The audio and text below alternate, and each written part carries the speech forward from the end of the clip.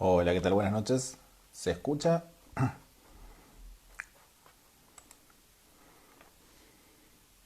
¿Qué tal? Buenas noches. Díganme si se escucha, por favor.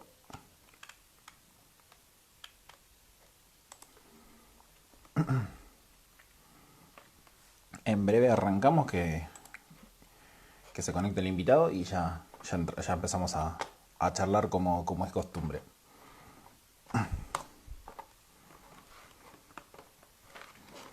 Estamos. Perfecto.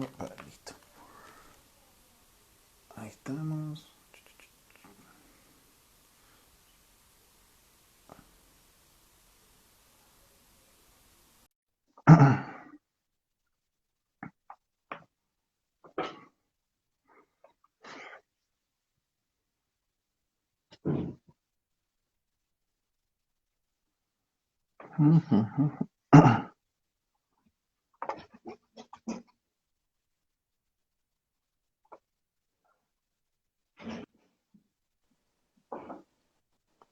Buenas noches. Hola, ¿Se escucha bien? perfecto, ¿cómo te va? Un gusto saludarte. Igualmente, el gusto es mío. Sí, justo estaba respondiendo justo una pregunta, sí se escucha perfecto. Antes que nada, Buenísimo, te agradezco un montón por la participación. Es te un agradezco placer. yo a vos. Bueno, tenemos todo complicado el panorama en Argentina, así que temas de conversación sobran. Así que ni siquiera sé si el temario por completo lo vamos a poder llegar a respetar. Pero bueno, uno de los temas importantes que quiero tocar, que me parece que hoy Lo por que hoy está quieras. bastante en trending, es obviamente la reforma judicial, que sentándoselo a analizar 15 minutos se nota que es únicamente una chicana política ya prácticamente, porque beneficios para el propio pueblo no existen, nadie creo que llega a la justicia federal como tal. Pero bueno, antes que nada, me parece que es bastante importante que conversemos para el público todo lo que está pasando hoy por hoy con la policía. Es una situación bastante delicada. Tenía una pregunta, pero te quiero hacer esta pregunta primero que recién la venía pensando. ¿Sentí que para vos, hoy por hoy, ser periodista en Argentina, sobre todo un periodista que denuncia corrupción, se convirtió en una profesión de riesgo? Sí, la verdad que sí, depende también con qué lo comparás. Es decir, si lo comparás con otros momentos históricos, por ejemplo, la última dictadura militar, el riesgo es mucho menor que en ese momento. Pero el riesgo está igual, si lo comparás con México, ni hablar, donde mueren periodistas todos los días. Pero el riesgo está siempre porque el riesgo no es solamente la vida, es decir, la gente cree que están en riesgo de que te maten. Es decir, está el daño físico sin que te maten, están las amenazas, los juicios, es decir, los aprietes, las amenazas a través de la pauta. Es decir, tenés un montón y este gobierno en particular, el kirchnerismo, no es pródigo de todo eso. Es decir, uno lo ha vivido en 2003-2004 y lo está viviendo ahora mismo. Entonces es complicado y hacer periodismo. No sé si utilizaría la palabra riesgo, no sé si la palabra es la adecuada. Sí, es complicado, es muy complicado y estos tipos son complicados. Es decir, a ver, yo en general tengo muchos miramientos con la política en general, no me gusta la política, no me gusta ningún político. Pero estos tipos es otra cosa, ¿entendés? A ver, Macri pudo haber choreado un poquito mejor, un poquito peor, tuvo gente muy complicada en su gobierno. Pero estos tipos ya no es la política, el kirchnerismo ya es la mafia, es el narcotráfico, es el crimen organizado, es decir, y no estoy exagerando, es decir, si vos querés te doy precisiones después de eso. Y te recuerdo que me hizo juicio, dos juicios me hizo Aníbal Fernández en su momento por decir que era narcotraficante y se los gané los dos. Eh, Dicho esto, te invito a que me preguntes lo que quieras, sea incorrecto, correcto, de mi vida, de lo que vos quieras, adelante. Si este temario es libre y yo estoy dispuesto a contestar lo que a vos te plazca. Sí, sí, el temario es libre, es más que nada porque es una conversación más informal y para un público general.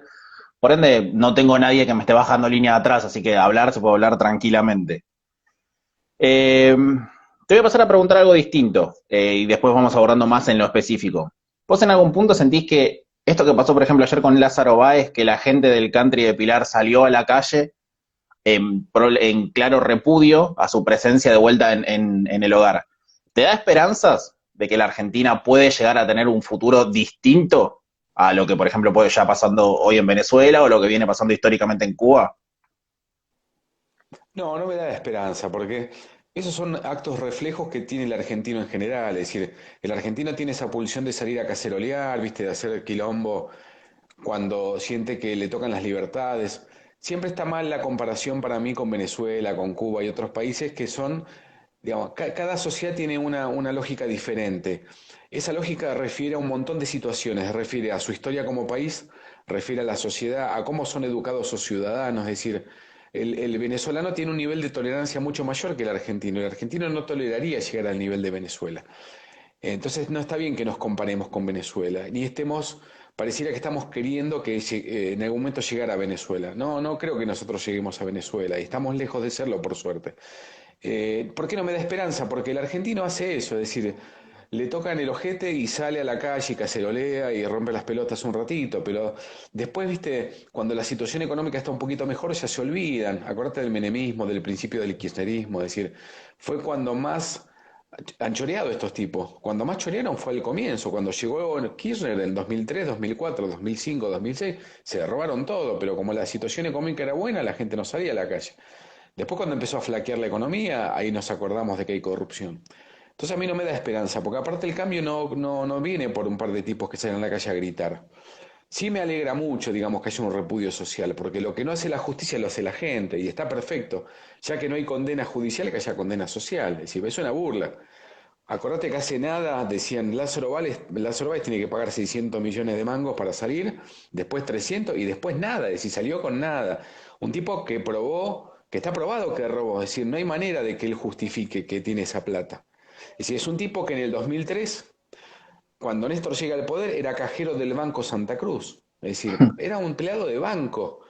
Y después de pronto era el dueño de una constructora y después de pronto se hacía cargo de otra constructora que era Gotti Hermanos en 2004 en medio de un pase medio raro porque muere el dueño que era Vittorio Gotti en un accidente medio sospechoso y después se queda con otra empresa más y después con otra empresa más y un día tenía miles de millones de dólares, 200 autos, propiedades, sacaba plata del país. Es decir, no somos tontos, no nos chupamos el dedo, sabemos que esa plata era de Néstor y Cristina, no era de Lázaro, evidentemente es así.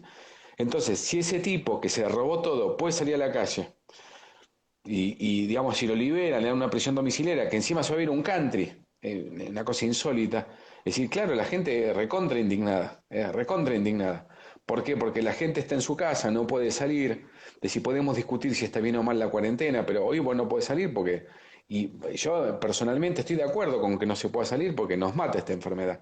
Pero vos salís y te multan y te imputan una causa judicial y Lázaro que se robó todo puede salir. Es decir, esa es la bronca que te da.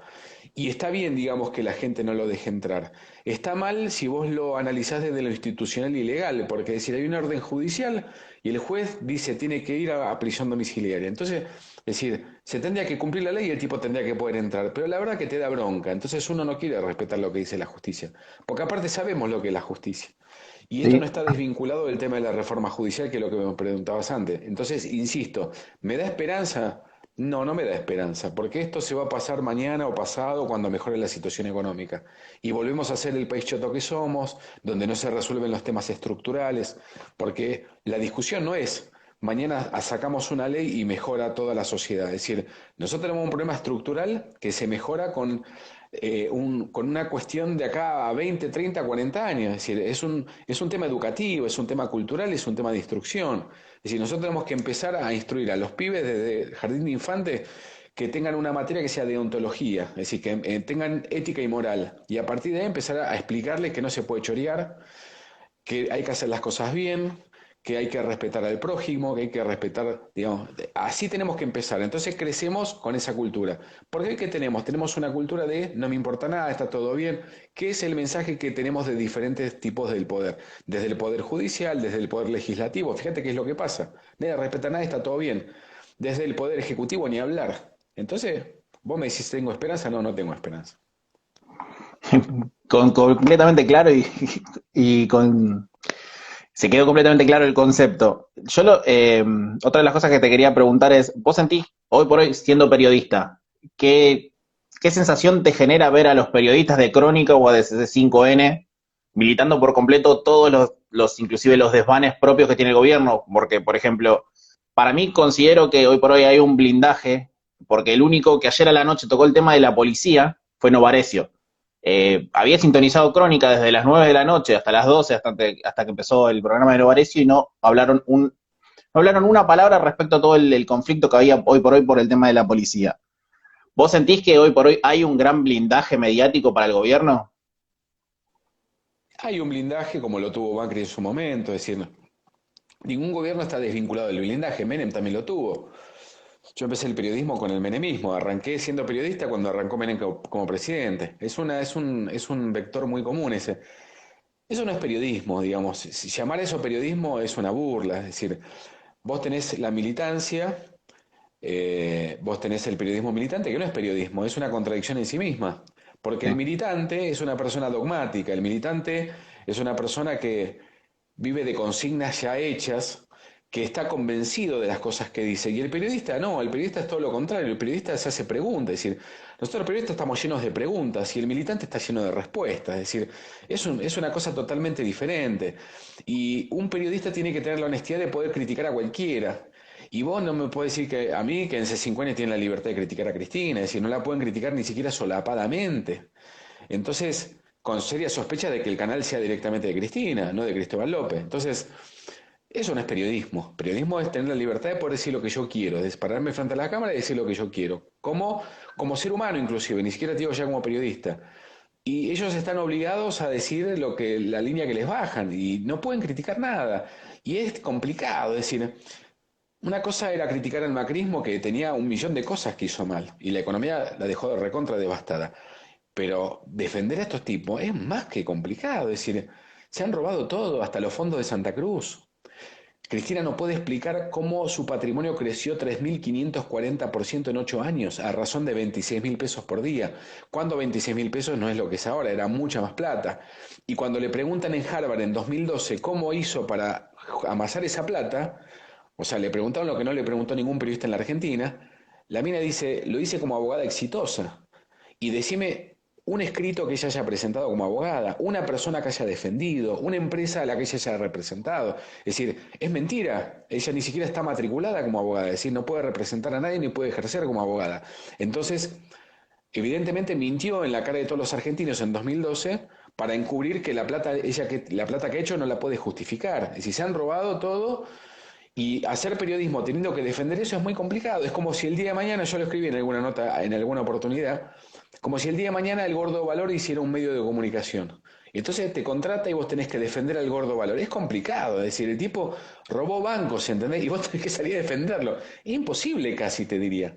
Entonces, eso es lo que pasa con el periodismo militante. No es periodismo. ¿Por qué? Porque eh, el periodismo maneja algo que no le pertenece, que es la información. La premisa número uno del periodismo es la información no nos pertenece. La información le pertenece a la gente, está claro eso.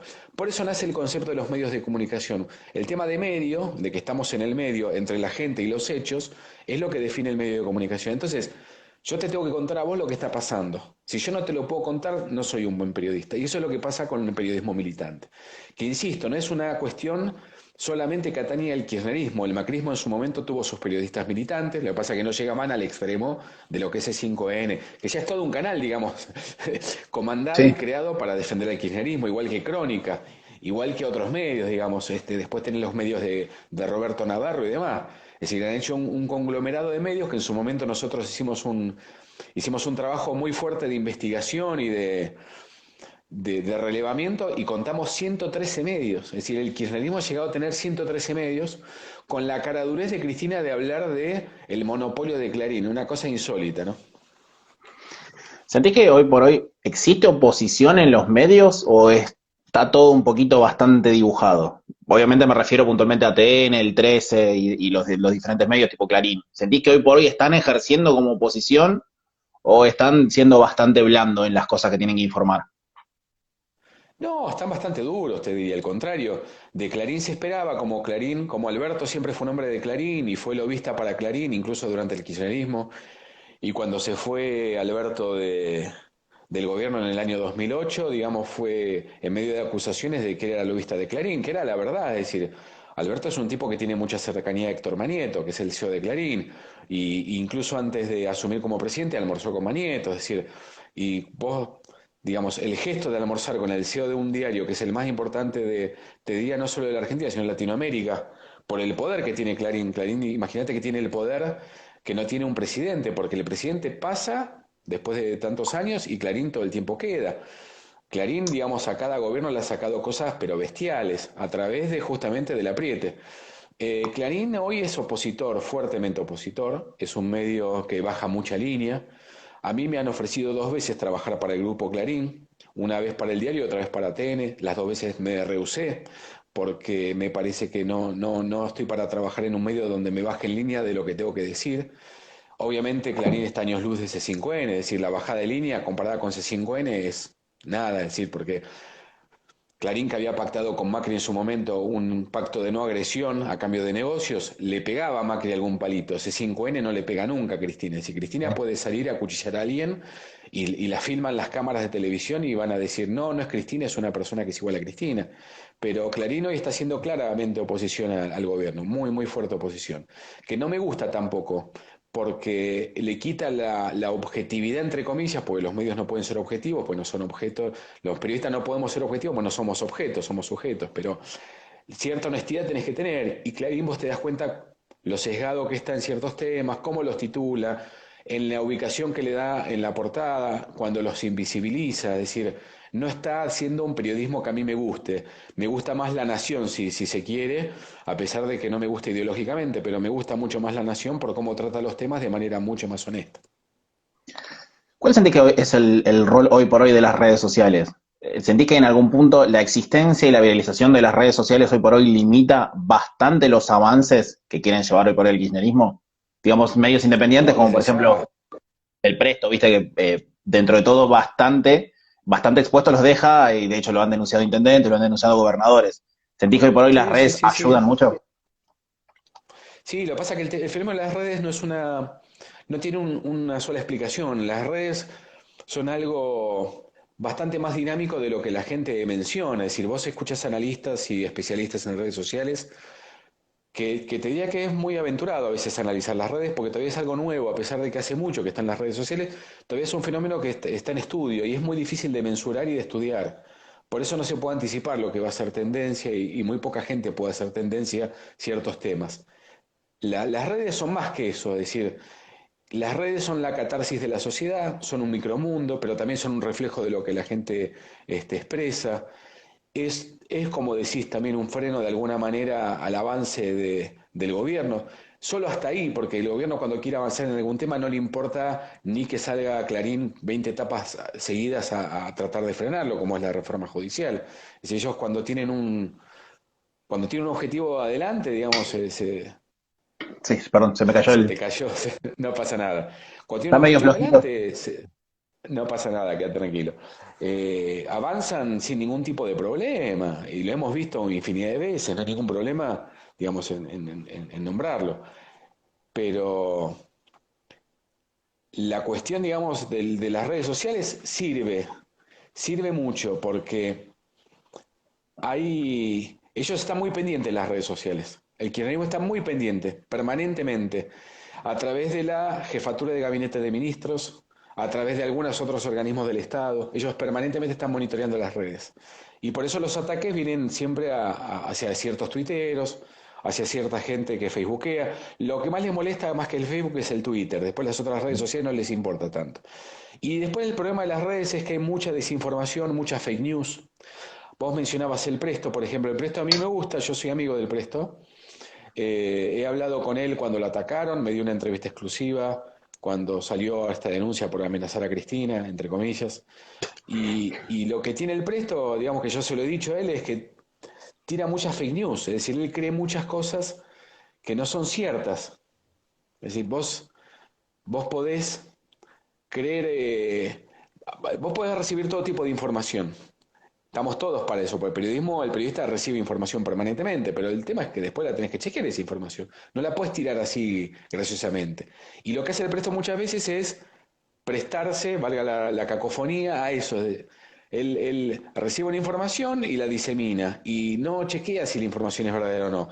Y muchas veces tiene información que no es buena, es decir, ha llegado a prenderse a ciertas fake news como el tema de las antenas de 5G como propulsoras del coronavirus, que es algo que ya se ha desmitificado científicamente, y muchas otras cuestiones.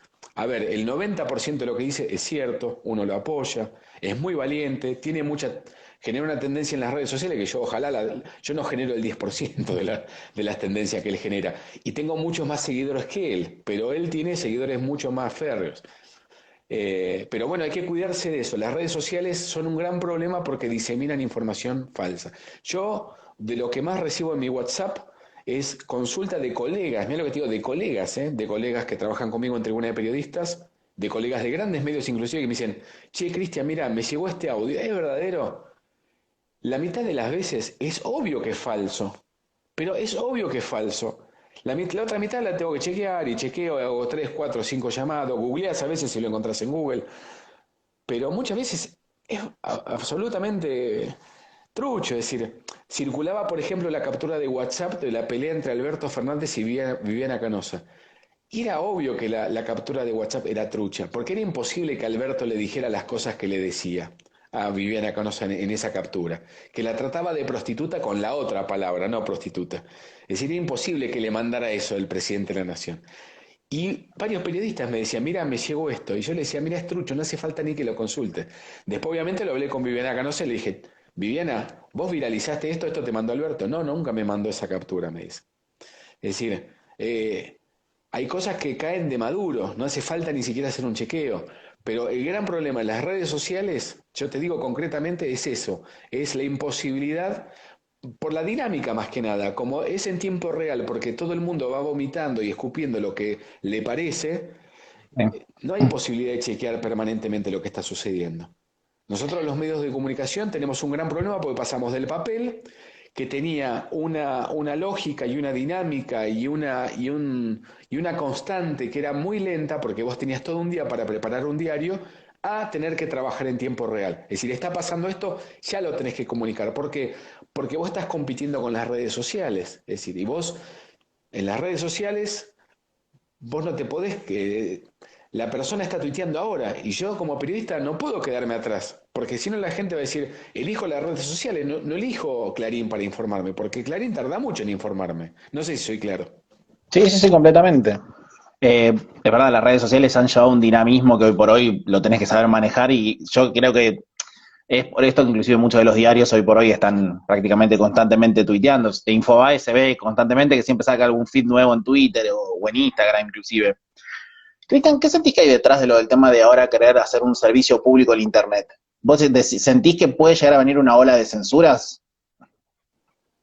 No, no creo que venga por ese lado. Creo que va a venir en algún momento, como ha pasado en España. Es decir, nosotros tenemos que mirar mucho lo que es España. Hoy en día la Argentina tiene que mirar lo que es España, lo que es redes sociales, lo que es periodismo.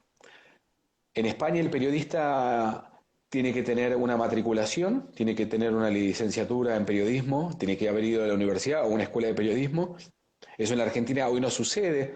Vos tenés hoy una matriculación. Yo, por ejemplo, tengo una matriculación, tengo un carnet de periodista profesional con un número de matrícula, pero no es obligatorio.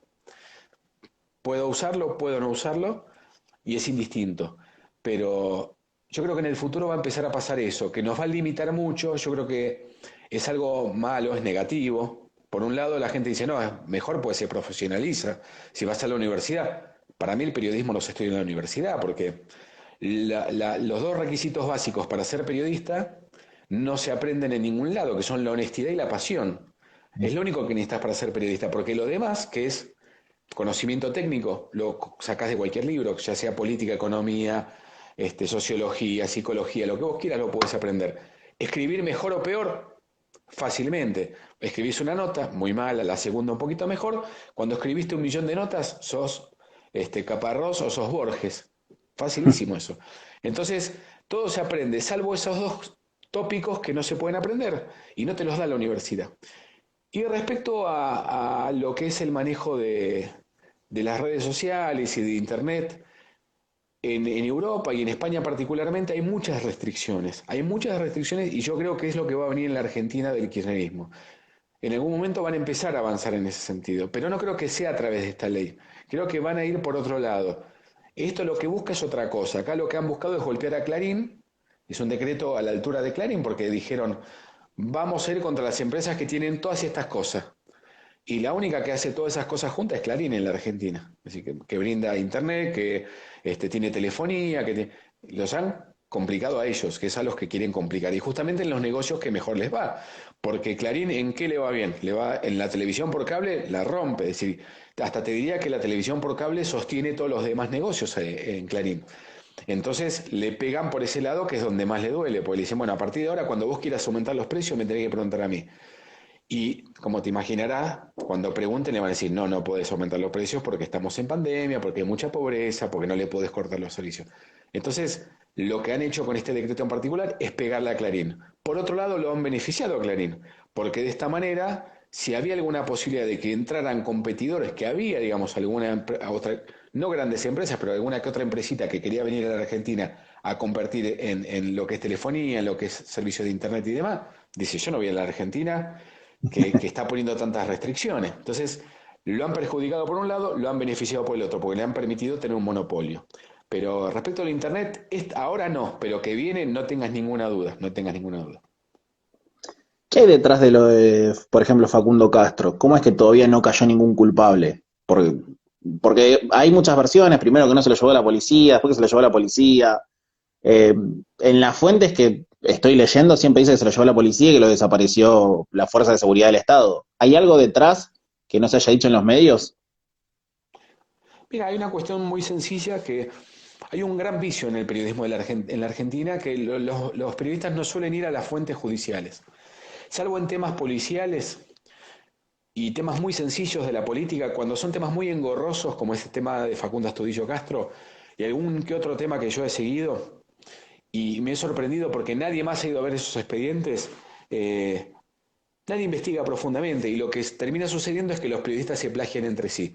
Es decir, uno saca una nota, el otro la refrita más o menos, la cocina, como se dice, o la curación de contenidos, como se dice en comunicación social, y saca el mismo dato. Y el problema, ¿cuál es básicamente ahí? Que si el primer periodista sacó una nota que estaba equivocada, todo el chorizo de periodistas que siguen a ese periodista van a replicar esa equivocación. ¿Qué es lo que pasa con Clarín? Clarín, que copa la agenda setting todos los días en los medios, muchas veces saca notas que son fake news, sobre todo cuando se mete en temas complejos como es el tema del atentado a la AMIA. Y publica cosas que son falsas. Y como todo el mundo levanta lo que publica Clarín, después tenés 50 notas diciendo la misma falsedad que publicó Clarín. Con el tema Astudillo Castro pasó lo mismo. Es decir, yo que vi el expediente, no todo, pero vi gran parte del expediente. Me pasó lo mismo con el caso Julio López, el caso Marita Verón, Susana Trimarco. Nadie ha ido a ver el expediente, es decir, y el expediente dice una cosa y los abogados dicen una cosa diferente. Los abogados tienen un interés particular, los abogados de la familia Astudillo Castro. Si vos me preguntás a mí cuál es el interés, yo no lo sé, porque están diciendo cosas que no son ciertas. Han inventado cosas que son, la verdad, preocupantes ya directamente. Particularmente uno de los abogados se llama Leandro Aparicio, que ha salido a atacarme en los medios porque yo me metí a investigar y a contar estas contradicciones y demás. A ver, por ejemplo, ha salido a decir que en un patrullero encontraron sangre, que presumiblemente fuera de Facundo Astudillo Castro. Nunca encontraron sangre en ningún patrullero. Es decir, no sé de dónde lo saca el abogado, no está en todo el expediente. Y hay todo un tema porque el fiscal y la jueza de este expediente judicial no se animan a contradecir a la familia y no se animan a contradecir al abogado. Entonces hay un gran problema porque ellos, la línea de investigación donde más firme se dirige, no es para el lado de los policías, pero no se animan a decirlo porque sienten que los van a salir a atacar. Y es un caso muy complejo. Es un caso donde la propia madre de Facundo Astudillo Castro denunció la desaparición del hijo 35 días después. Él desaparece el 30 de abril y la madre va el 5 de junio a hacer la denuncia. Sabiendo, digamos, que, ella misma lo ha contado en los medios, que su última comunicación con su hijo, según dice ella, fue terrible porque le dijo, no sabés lo que me acaba de pasar y no me vas a ver nunca más. Si Sí, yo que soy padre, si a mí uno de mis hijos me dice sobre una comunicación telefónica, de ahí me voy a la comisaría a un juzgado. no tengan la menor duda. Ella no hace eso. Y incluso cuando va a declarar es porque la llaman a declarar, porque ven una publicación que ella pone en Facebook diciendo que el hijo le había pasado eso. Entonces, ya del comienzo la situación es rara. Ella declara una cosa muy, muy particular, la mamá que es Cristina Castro, habla de la exnovia, pone todas las sospechas sobre la familia de la exnovia, de Facundo, y después en un momento se da vuelta. Entonces, ¿qué sucede en esos días donde ella se da vuelta? Aparece este abogado Leandro Aparicio, aparece en escena un personaje que a vos te va a sonar, que se llama Sergio Maldonado, Sí, que es el hermano de de Santiago Maldonado. Bueno, Sergio Maldonado empezó a asesorar a la familia. Y vos acordate lo que pasó en el caso de Santiago Maldonado. En el caso de Santiago Maldonado, pobre, la verdad que me da mucha pena lo que le pasó a Santiago Maldonado, pero completamente, sí, sí. independientemente de lo que le pasó, hasta el día de hoy Santiago Maldonado, el hermano de Santiago Maldonado, Sergio Maldonado, dice, fue la gendarmería lo mató, la gendarmería lo desapareció, y 55 peritos. 55, yo nunca vi tantos peritos en una causa judicial, no la vi, no lo vi. Ni siquiera en la muerte del hijo del presidente Menem vi tantos peritos. Bueno, 55 peritos, incluidos los peritos de parte de la familia Maldonado, dicen, murió en ese río y murió el día que se ahogó y nadie lo puso ahí y nadie lo forzó y nadie lo acribilló a balazos ni nada por el estilo. Es decir, la ciencia dice eso y el relato dice lo mató la gendarmería. Lo cual me lleva a otro tema que es muy preocupante, que es cómo los medios pueden insistir en un tema que digamos que es un rumor nada más, que es una versión, que es un relato, que es la construcción del relato, que es lo que nos regaló el kirchnerismo. Entonces, en el caso de Astudillo Castro está pasando lo mismo. Aparece Sergio Maldonado, aparece este abogado, que es un abogado muy oscuro, muy denunciado en el Colegio Público de Abogados de Bahía Blanca, a inventar cuestiones que no están en el expediente. Es decir, lo que vos tenés está en el expediente. ¿Y cuál es la única participación que aparece de la policía? Yo no los conozco a las policías, te digo la verdad, no los conozco. Y si mañana apareciera una prueba contra los policías, bienvenida sea, que vayan presos toda la vida.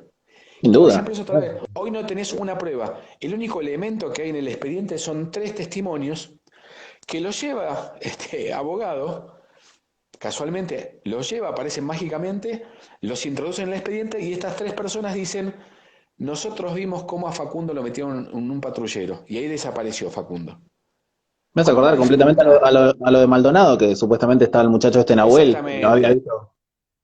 tal cual, tal cual. Bueno, pero con una complicación.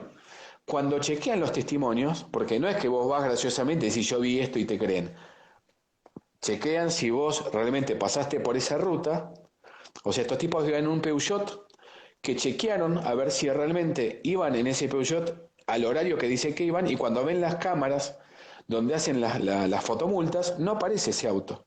Pero no una cámara, todas las cámaras.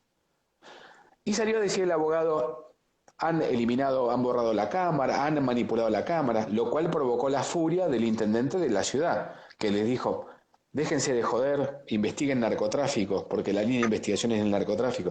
Es decir, si vos vas ahora a Bahía Blanca, todo el mundo sabe que está vinculada la muerte de Facundo Astudillo Castro con el tema narcotráfico, que la familia de la exnovia de Facundo está vinculada al narcotráfico, pero nadie quiere investigar eso.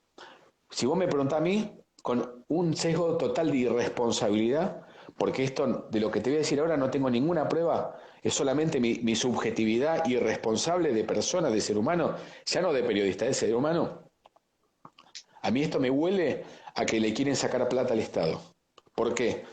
Porque si lo mató la familia de la exnovia, es un litigio privado, le van a poder hacer juicio, le sacarán plata o no. Pero si vos le haces juicio a la policía, porque la policía te lo desapareció y es una desaparición forzosa o forzada, vos le haces juicio al Estado y le sacás una fortuna de plata. ¿Qué es lo que hacen estos tipos? Porque estos tipos, los Aparicio, los Maldonados, hacen eso, le hacen juicio al Estado. Entonces, eso sí explicaría por qué dicen las cosas que dicen que no tienen ningún sentido. Porque incluso vos tenés testimonios que te van mostrando dónde estuvo Facundo Astudillo Castro y que son concordantes, son concomitantes y están probados.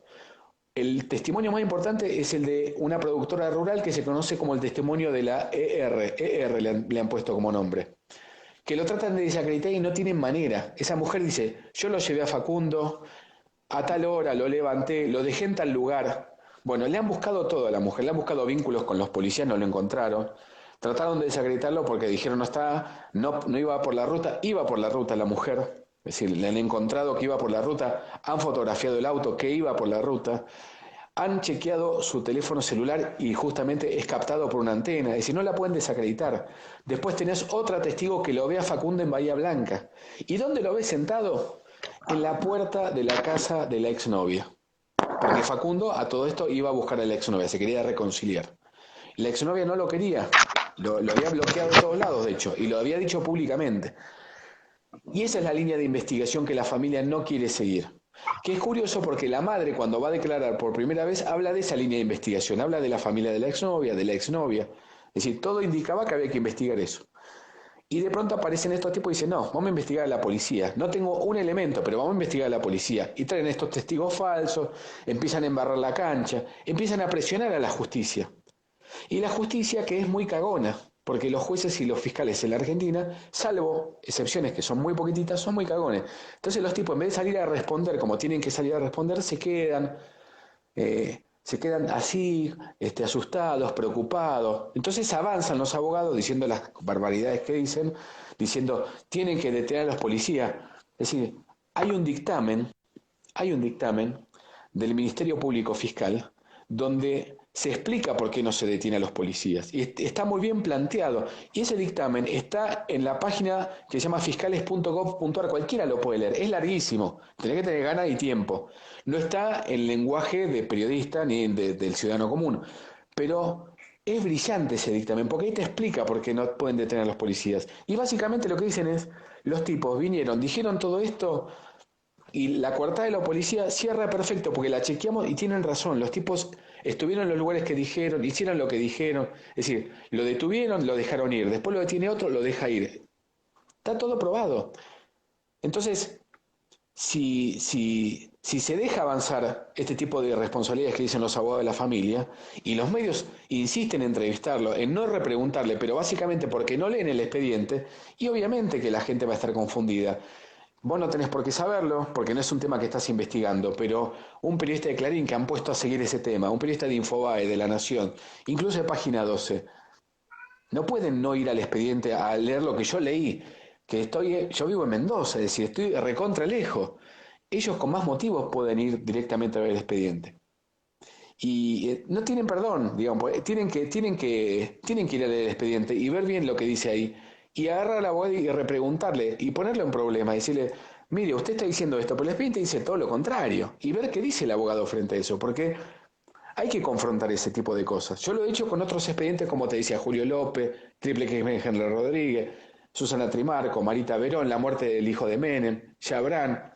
Te puedo mencionar infinidad de investigaciones que he hecho. Lo primero que hago es ir al expediente. Lo segundo que hago, hablar con fuentes de información. Y después pongo en problemas al poder, porque ya estoy muy informado, ya tengo el marco teórico, como decía en investigación social. Pero en este caso nadie lo hizo. Entonces hablan con el abogado y le permiten decir cualquier cosa. A mí la verdad que me da mucha vergüenza. Y eso a su vez es aprovechado políticamente, porque Juntos por el Cambio ahora está haciendo lo que hacía el kirchnerismo con Maldonado, pero al revés. Dicen, la policía de Kicillof y Berni desaparecieron a Facundo Astudillo Castro, que es tan irresponsable como lo que decían de Maldonado. Entonces fíjate que es un círculo vicioso del cual no podemos salir y que a su vez alimenta la grieta. Bueno, esto es interminable, ¿no? Sí, sí, sí, completamente. Dos cosas voy a decir. Yo como padre de una nena de 2 años y medio, yo creo que no la llevo a ver más de 2 horas y yo estoy moviendo cielo y tierra. Ni en pedo denunciaría el caso 35 días después. Eh, Claro, pero tengas o no buena relación con tu hijo, me parece hasta una cuestión biológica ya simplemente. Punto número dos, no sé cómo verbalizar las emociones que me genera saber que hay un montón de fake news simplemente por, voy a decirlo políticamente incorrecto, la paja de leer el expediente. Es tristísimo. O sea que es realmente tristísimo. no podés prender la tele, pero para nada. Entonces, porque es como que agarraron lo que dijo la nata, lo replicó Leuco, lo dijo, no sé, no me sale bueno, ningún nombre de ningún otro periodista, pero es tristísimo. O sea, prácticamente no tenemos una información correcta en la Argentina. Entonces, creo que lo más sensato es recurrir únicamente a los medios independientes en algún punto, porque realmente no sé cómo verbalizarlo porque todas estas cosas nunca me las había puesto a analizar. Yo, obviamente, el caso lo sigo por la tele, pero nunca me había puesto a leer el expediente y ver que le están dando la posibilidad a abogados medios chacarroñeros a quitarle guita a los que es de los contribuyentes es tristísimo. Es realmente deplorable, pero desde cualquier ámbito que se lo pueda analizar.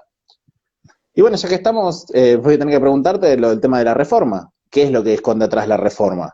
Porque me imagino que ya no le puedo confiar a nadie ahora, hoy por hoy.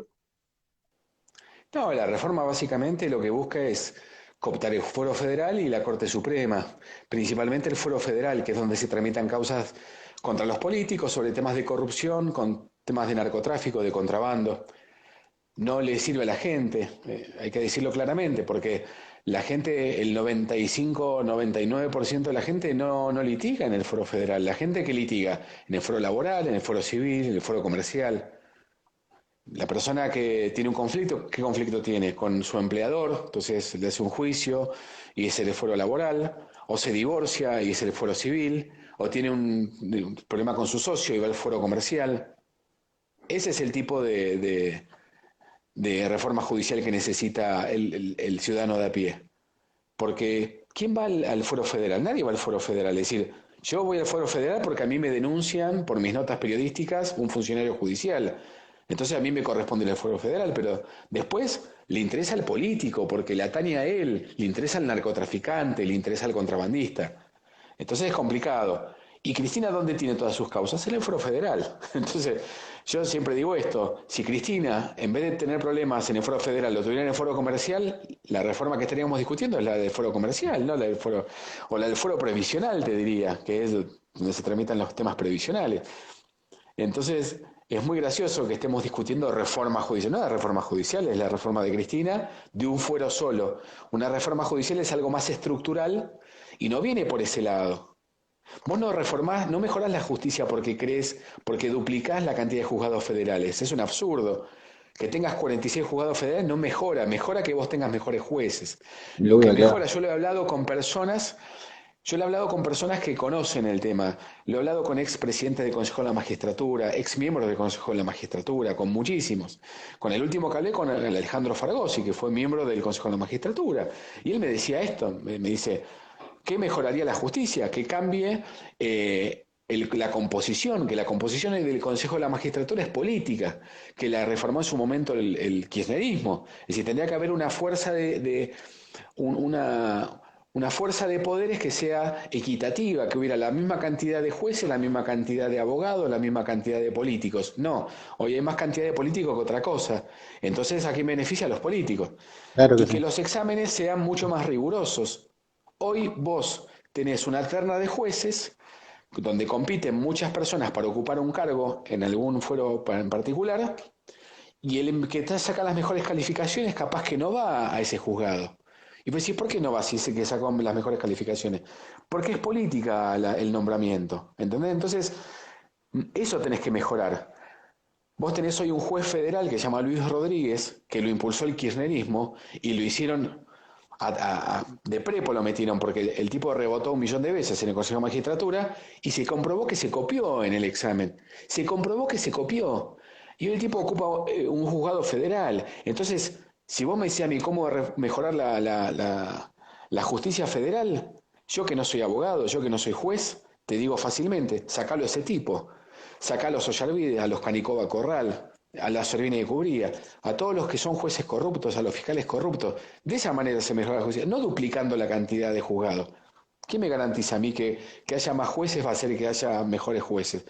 Si me copan esos 23 juzgados nuevos con jueces kirchneristas, que es lo que van a hacer, porque ya, digamos, está diagramado de esa manera, obviamente esto viene por ese lado. Y después arman una comisión para analizar si hay que modificar la Corte Suprema.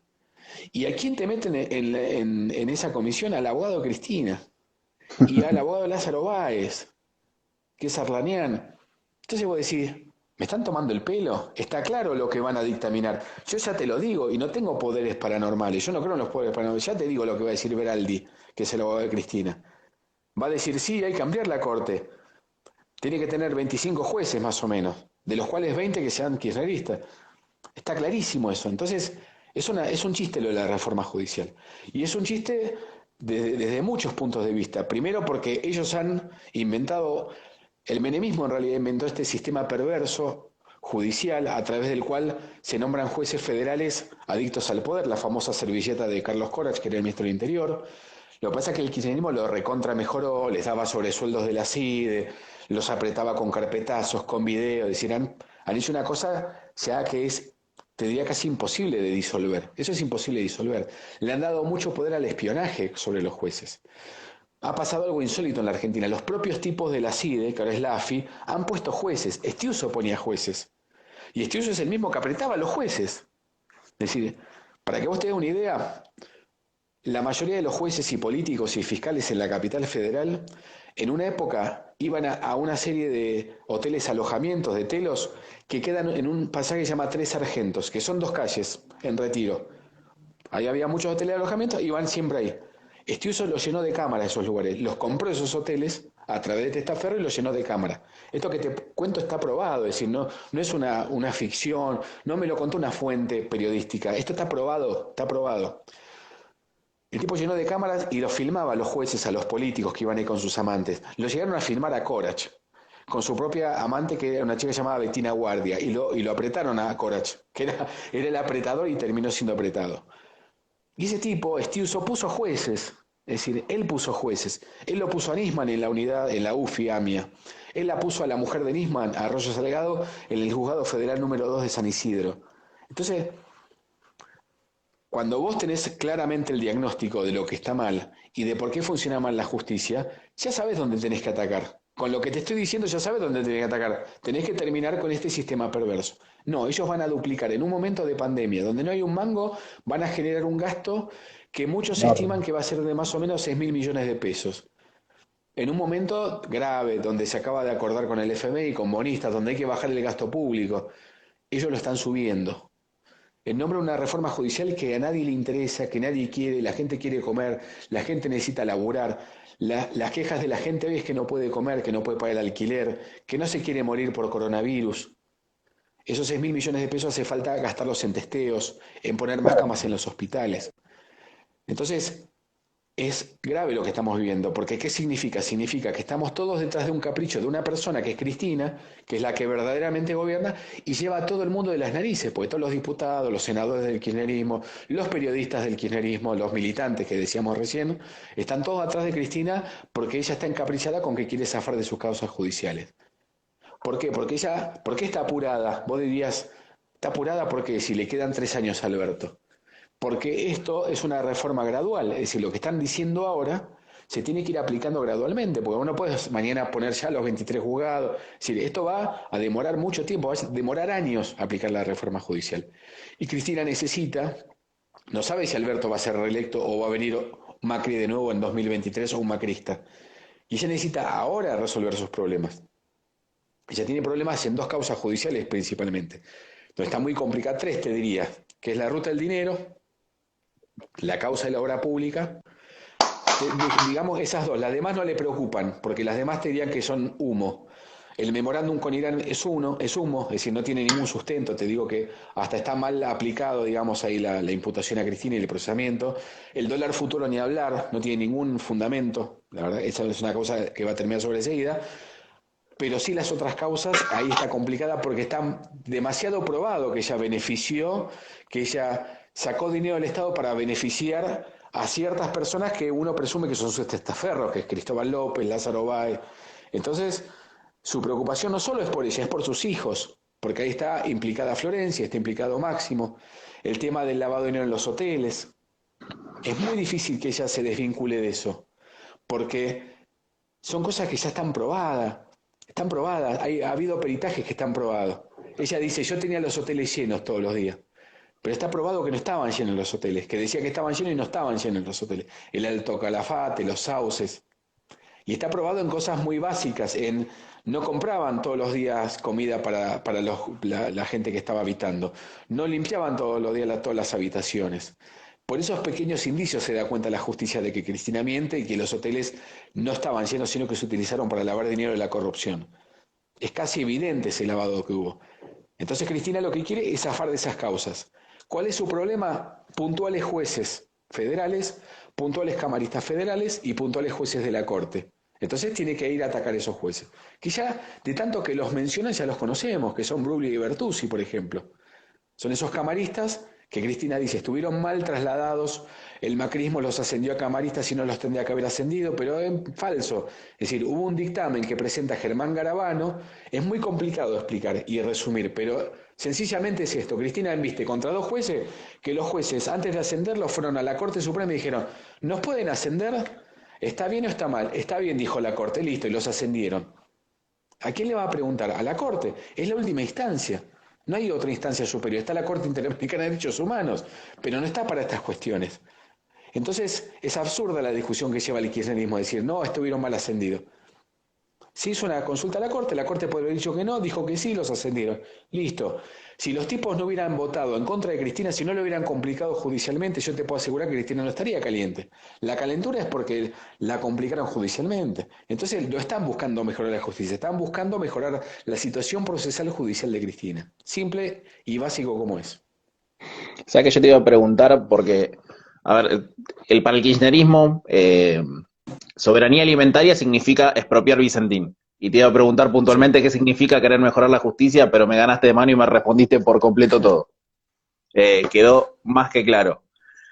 Qué panorama oscuro, realmente lo veo bastante complicado y antes que nada, disculpame que se me soltó el cosito del selfie stick y lo tengo que tener con la mano, así que si me muevo mucho con la cámara es por eso. No te hagas Eh, problema. bueno, antes que se me corte el live de Instagram, te voy a agradecer un montón. Fue realmente una dosis de información brutal de todo. Espero que lo hayan disfrutado todos los que siguieron hasta este momento y te agradezco un montón la participación. Para mí fue realmente un honor conversar con vos. Espero que te hayas sentido Lo cómodo con el mismo, muchas programa gracias. y seguramente, como te había dicho, te voy a preguntar un par de cosas por WhatsApp porque estoy queriendo sacar un video para el domingo explicando esto de la manera más práctica posible para que lo entienda el público a pie. Así que lo voy a tener que bajar a lo más chiquitito posible para que sea claro para todos. Cristian, te agradezco un montón, Ok. realmente fue un placer. Fue un placer No, no, el conversar. placer fue para mí, te agradezco yo te agradezco. El agradecido soy yo realmente y me he sentido muy gratificado. Me he contenido la risa cuando vi que estabas peleando ahí con tu celular. La remaste como un maestro porque estabas disimulando con tus caras y todo de todo lo que estaba sucediendo. Así que la hiciste muy bien. Pero no, sí, muy cómodo y te agradezco. Y buenas preguntas me hiciste, así que te agradezco realmente. Realmente, Y a tu disposición. te voy a decir la verdad, me gustaría después en otro programa volver a invitarte porque creo que hay un montón de cosas todavía para conversar. Así que te voy a estar Cuando notificando. quieras, sí, sí. Ahora voy a Hay subir un el... millón de temas, pues la Argentina es así. Sí, no, es que en la Argentina no te quedas nunca sin temas, así que de última leo Twitter 5 minutos y ya tenemos todo, todo de nuevo. Tal cual, tal cual. Así que Lo último que te quería decir, antes de que se corte, yo, todos mis libros, los libros que he escrito y mis investigaciones están en periodicotribuna.com.ar y se pueden bajar todo gratis de ahí. Los libros que tengo son 10 libros que he escrito. El último es un manual para periodistas de investigación, que lo recomiendo particularmente porque es muy académico y muy didáctico. Pero bueno, nada, como justo estamos hablando del tema periodismo y los temas como Facundo Astudillo Castro y demás, está todo ahí, periodicotribuna.com.ar. Perdona que haga el chivo, pero no, para tus seguidores, para que lo vean. no, es que en realidad siempre le doy el pie a mis invitados a que sepan dónde contactarlos, sus redes y demás, así que me ganaste de mano por segunda vez, la revancha te la voy a tomar yo después. Bueno, dale, dale, Así dale, que, bueno, perfecto. les agradezco a todos que hayan llegado hasta acá, que tengan todos muy buenas noches y bueno, muchísimas gracias. Gracias a vos, un abrazo grande y estamos en contacto. Que esté muy bien.